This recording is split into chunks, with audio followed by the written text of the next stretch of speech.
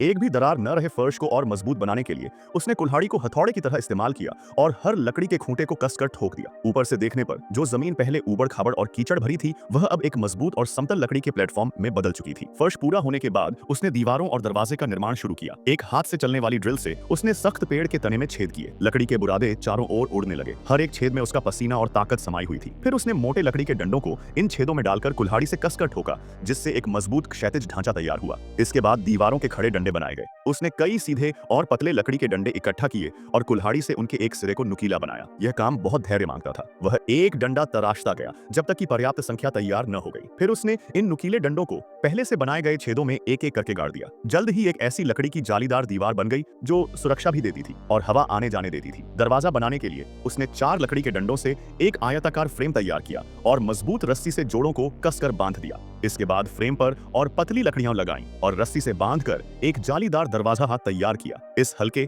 लेकिन मजबूत दरवाजे को उसने पेड़ के खोखले तने के प्रवेश द्वार पर लगा दिया। अब आश्रय एक घर जैसा महसूस होने लगा। आसपास के माहौल में घुल मिल जाने के लिए उसने छिपाने का काम शुरू किया। जंगल में उसे गिरे हुए सूखे पेड़ मिले, जिनसे उसने सावधानी से हरी भरी काई की बड़ी चादरें उतारी। ये ताजी हरी काई उसके आश्रय की सबसे अच्छी प्राकृतिक परत बनने वाली थी। उसने काई को लकड़ी के प्लेटफॉर्म, दीवारों और दरवाजे पर एक एक करके बिछाया। हाथों से हल्के से दबाया ताकि काई लकड़ी से पूरी तरह चिपक जाए, मानो वह वहीं उगी हो। आश्रय की गर्माहट एक आग जलाने वाली चिमनी के बिना अधूरी थी और चिमनी के लिए एक धुएं की नली जरूरी थी। यहाँ आदमी ने फिर अपनी समझदारी दिखाई। जंगल में उसे एक खोखला सूखा लकड़ी का तना मिला। काफी मेहनत से उसे शिविर तक लाने के बाद उसने उसे पेड़ के खोखले घर के एक निश्चित स्थान पर खड़ा कर दिया। नीचे से मिट्टी, टी और काई लगाकर उसे मजबूत किया और छिपा दिया। आश्रय का बाहरी ढांचा अब लगभग पूरा हो चुका था। अब बारी थी अंदर की बारीक सजावट की। फायरप्लेस और फर्नीचर बनाने के लिए उसे बहुत सारी लकड़ी के टुकड़ों की जरूरत थी। अगर इसकी मेहनत आपको थोड़ी भी पसंद आए तो पार्ट 3 के लिए लाल दिल कमेंट में